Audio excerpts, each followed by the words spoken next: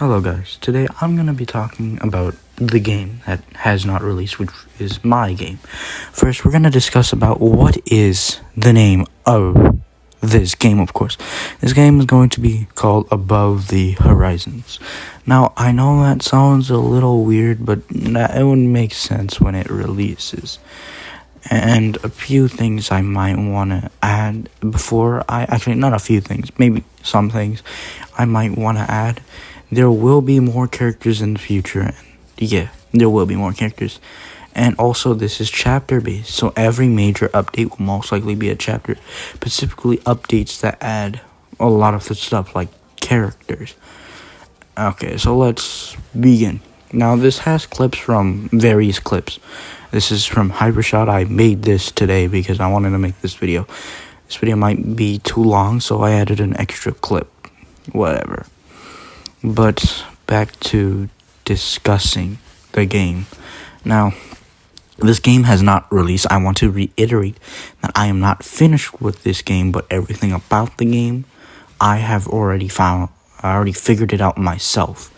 So, the first thing you want to know about the game is obviously its lore. We'll talk about that later. The lore for me is not really that important, but we'll talk about it later. But yeah, right now, who are the characters? Well, first we might be releasing, so there will be 3 characters. The first, 4, 6, I don't know how many, but right now I want to just explain 2 of the characters. I'm joking, there will be a lot of variety of characters, most of them being original characters, and they will have their own skins. And the animation might be choppy, alright? Come on, we are just 2 people, what can you do? But yes, I want to reiterate once again that this game is not finished and is indeed still in the works. So this game will also be out for, public testing as well.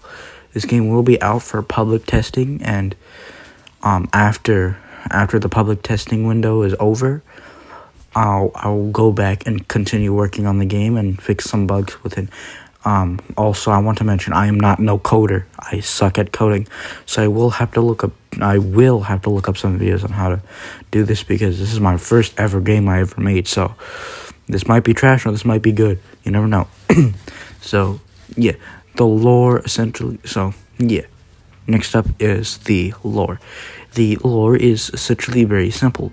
Think of it as a middle ground. Okay, so how would I explain this?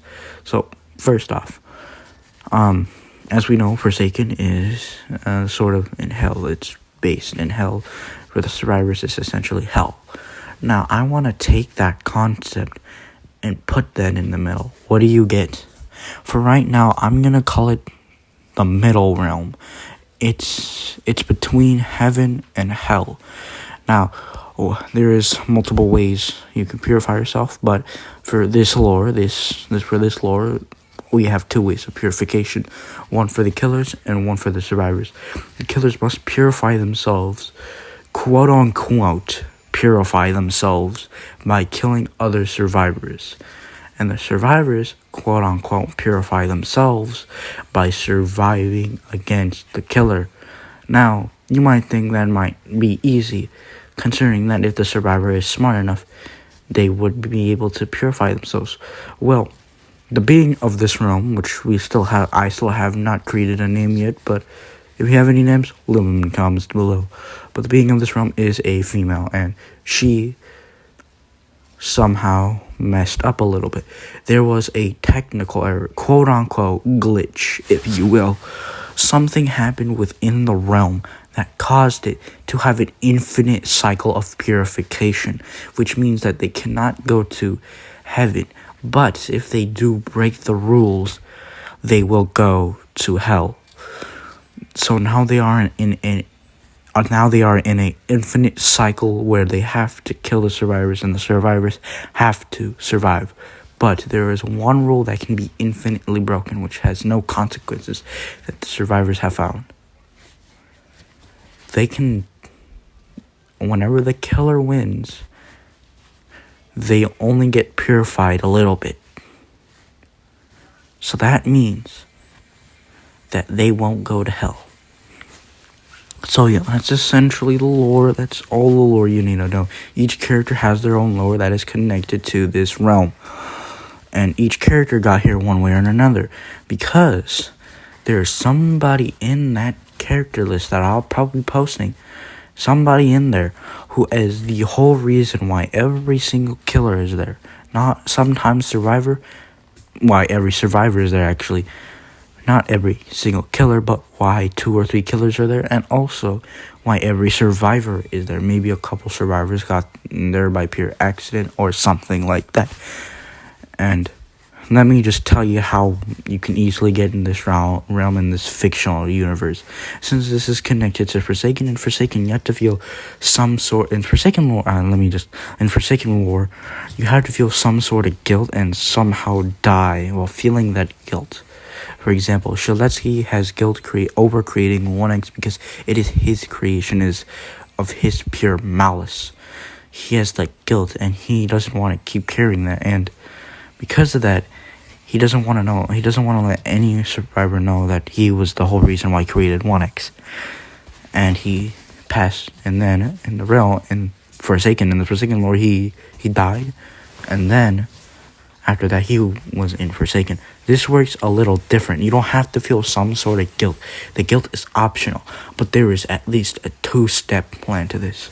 First, you have to be knocked out. So when you're asleep, when you're forcibly knocked out, those 2 can work. Or if you're tranquilized, can work. Any way that gets you knocked out cold on the ground, you still have a pulse. That's how this being for this middle realm gets you, catches you, and then you have to die then you have to die. Yeah, but also, so you have to die when you are knocked out. You can't, if you wake up while you're knocked out, it won't work. You will just wake up. But if you're knocked out and then you wake up and die, you'll just die. Simple as that. So yeah, the lore is kind of messy right now. I'm still trying to put the pieces together, and after that I'll probably, give you the full length of the lore. Because we still have more characters arriving and a lot of other stuff to do right now. But yeah, let me just talk more about the game. Another thing, the game will be divided into different chapters. What I mean, the updates, some updates will be called chapter updates, and these updates will be the whole reason, and these updates add a lot of things. They'll be considered chapter updates, and every chapter update, new lore is added. So yeah, also one more thing, when the game is fully released, it'll be in its beta form, and then once chapter 1 releases, it'll be out of its beta form, and then you'll have it as just above the horizons, not above the horizons, quotation, above the horizons, parentheses, beta. It'll just be above the horizons. Because once chapter 1 releases, it'll just be above the horizons. Above the horizon. And it's a pretty good, cool game, I might say. I actually thought about this. There will be objectives, but unlike Forsaken, the objectives actually don't alter the time. The objectives do give you some sort of malice, I should say. If you know what malice is in Forsaken, if you don't know what that is, I'll explain to you real quick. Malice, all it is very simple. Malice is actually how you become the killer in Forsaken. So yeah, the more malice you have, the more chance you have to become the killer. Now, it will only give you a little malice. I don't have a name for this yet. I will still figure it out. But no worries, on the way we'll figure it out and I'll tell you what it is.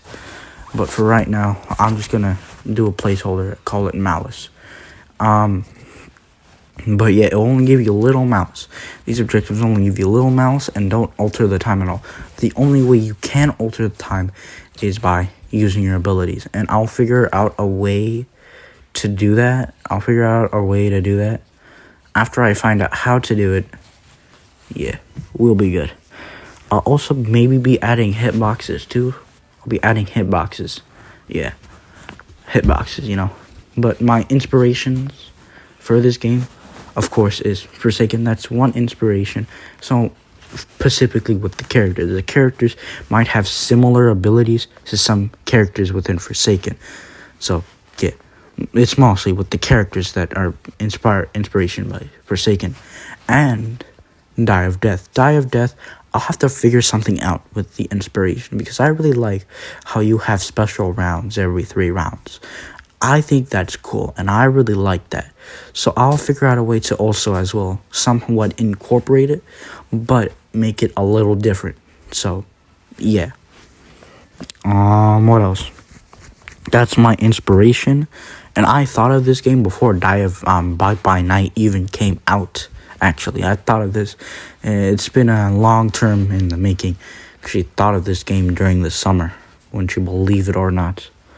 I actually thought about this, not really during the summer, but I thought about this game for a couple months now, and I'm already getting on to, stuff.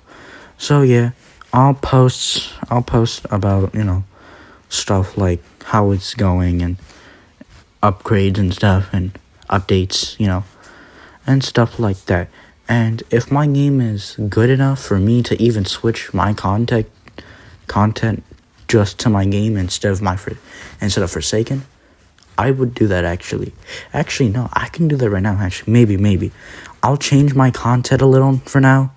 I'll change it to where it's just Forsaken and also my game, because I also want to really talk about my game and stuff. So I'll do that. But yeah, that's really it for this video. That's all I have about my game. That's a lot. That's a lot of information you should know about my game. Hey, if you made it this far into the video, consider liking and subscribing. Nobody gets it this far. I realize the retention span of people nowadays kind of went down. So, yeah. If you made it this far, bye.